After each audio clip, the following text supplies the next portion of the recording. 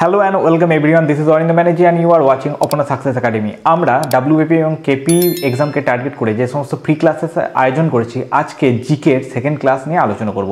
আজকে জিকেতে আমাদের শাস্ত্রীয় নৃত্য অর্থাৎ ক্লাসিক্যাল ড্যান্স সম্পর্কে ডিটেলসে আলোচনা করব। তো আমাদের মেইনলি 8 প্রকারের ক্লাসিক্যাল ড্যান্স অথবা শাস্ত্রীয় নৃত্য আছে। তার মধ্যে প্রথমটা হচ্ছে ভারতনাট্যম, যেটা তামিলনাড়ুতে আছে, কত্থক যেটা উত্তরপ্রদেশে, মণিপুরি মণিপুরের, ওড়িশি উড়িষ্যার, কুচিপুড়ি অন্ধ্রপ্রদেশের, শাস্ত্রীয় আসামের, মোহিনীআট্টম কেরালার এবং কথাকলি সেটাও কেরালার বিখ্যাত শাস্ত্রীয় নৃত্য।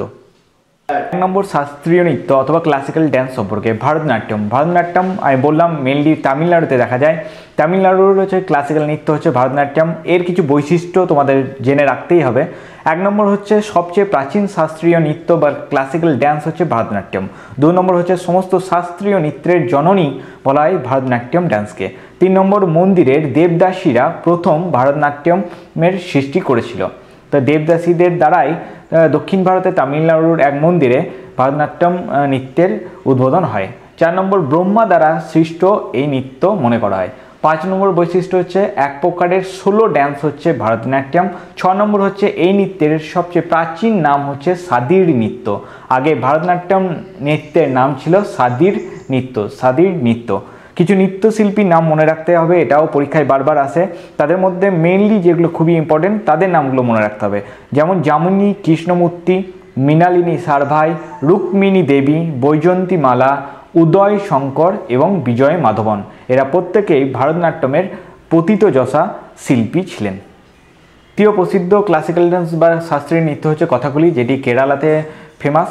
ঠিক আছে, এর কিছু উল্লেখযোগ্য বৈশিষ্ট্য হচ্ছে এই নৃত্যে মাস্কের ব্যবহার হয়, অর্থাৎ যদি প্রশ্ন আসে পরীক্ষায় কোন নৃত্যে মাস্কের ব্যবহার হয় সেটা হচ্ছে কথাকলি।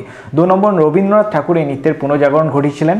3 নম্বর হচ্ছে এর বৈশিষ্ট্য হচ্ছে কেরালার পাশাপাশি বাংলাতেও এটা প্রসিদ্ধ একটা নৃত্যশিল্পী সমূহ ফেমাস যে সমস্ত নৃত্যশিল্পী এর সাথে জড়িয়েছিলেন তারা হলেন রাগিনী দেবী, রুক্মিণী দেবী, শিবরামন, গোপীনাথ আর কৃষ্ণা কুট্টি।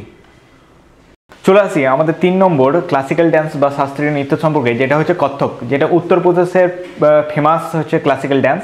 এর কিছু বৈশিষ্ট্য হচ্ছে 1 নম্বর মুসলিম শাসকদের আমলে একে দরবারি নৃত্য বলা হতো। 2 নম্বর বৈশিষ্ট্য হচ্ছে একটি গল্পকে ড্যান্সের মাধ্যমে ফুটিয়ে তোলার যে নৃত্য সেটাই হচ্ছে এই কত্থক ড্যান্স। 3 নম্বর বৈশিষ্ট্য হচ্ছে এই নৃত্যের 3টি ঘরানা আছে, যেটা হচ্ছে জয়পুর ঘরানা, লখনৌ ঘরানা এবং বারাণসী ঘরানা। বিখ্যাত নৃত্যশিল্পী সমূহ এই নৃত্যের তারা হচ্ছেন বিরজু মহারাজ, শম্ভু মহারাজ, লাচ্ছু মহারাজ, সীতারা দেবী, বৈজনাথ প্রসাদ।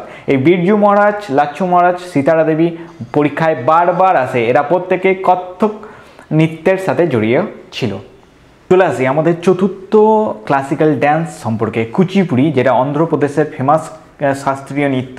এর কিছু বৈশিষ্ট্য হলো হচ্ছে লক্ষ্মী নারায়ণ শাস্ত্রী এই নৃত্যকে আধুনিকীকরণ করেছিলেন এবং ব্রোঞ্জের থালার উপর দাঁড়িয়ে এর একটা নৃত্যশৈলী দেখা যায়, যে থালার উপর নৃত্যশৈলীটাকে তার গামাম বলা হয়।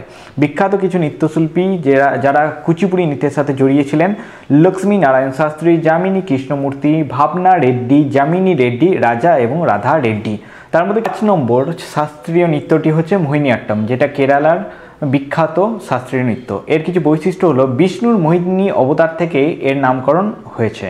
ঠিক আছে, তো ভগবান বিষ্ণুর সাথে জড়িয়ে রয়েছে এই মোহিনীআট্টম নৃত্যটি। 2 নম্বর বৈশিষ্ট্য হচ্ছে উজ্জ্বল সোনালী বর্ডার বিশিষ্ট সাদা শাড়ি পরে এই নৃত্য করা হয়। 3 নম্বর এই নৃত্যের সাথে ইডাক্কা নামক একটা বাদ্যযন্ত্র ব্যবহৃত হয়। তো ইডাক্কা নামক বাদ্যযন্ত্র মোহিনীআট্টম নৃত্যের সাথে জড়িয়ে রয়েছে। সুনন্দা নায়ার এই নৃত্যতে মাস্টার ডিগ্রি করেছেন ভারতের মধ্যে একমাত্র প্রথম। ঠিক আছে, ভারতের মধ্যে একমাত্র প্রথম সুনন্দা নায়ারই এই নৃত্যতে মাস্টার ডিগ্রি করেছেন। বিখ্যাত কিছু নৃত্যশিল্পী যারা মোহিনীআট্টম নৃত্যের সাথে জড়িয়ে রয়েছেন তারা হলেন হেমা মালিনী, কনক রেলে, স্মিতা রাজন আর সুনন্দা নায়ার। 6 নম্বর বিখ্যাত ক্লাসিক্যাল ড্যান্সটি নিয়ে ওড়িশি হচ্ছে উড়িষ্যার বিখ্যাত শাস্ত্রীয় নৃত্য। এর কিছু বৈশিষ্ট্য হলো মন্দিরের দেবদাসীদের দ্বারাই এই নৃত্যটি সৃষ্টি হয়েছে। এই ঘরানার বিখ্যাত নৃত্যশিল্পী হচ্ছেন সংযুক্তা পাণিগ্রাহী। আরও কিছু বিখ্যাত নৃত্যশিল্পী হচ্ছেন সংযুক্তা পাণিগ্রাহী, কেলুচরণ মহাপাত্র, সোনাল মানসিং, মাধবী মুদগল, অনিতা বাবু এবং শর্মিলা মুখার্জি।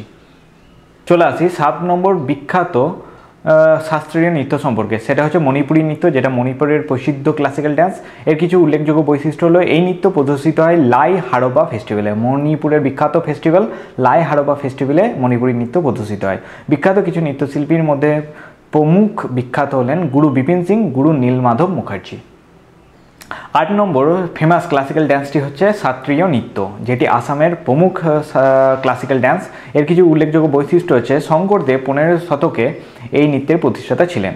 বিখ্যাত কিছু নৃত্যশিল্পী হলেন রেখা তালুকদার, সুনীল কোঠারি এবং যতীন গোস্বামী।